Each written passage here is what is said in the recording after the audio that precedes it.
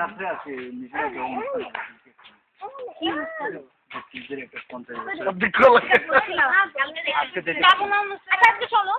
এখন চল এখন রওনা দিলে হবে।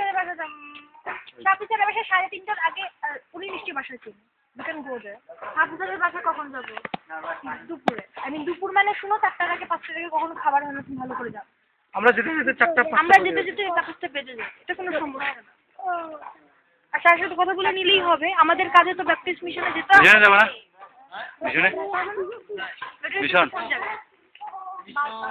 আমরা যে জায়গায় থাকিছিলাম না লামা থেকে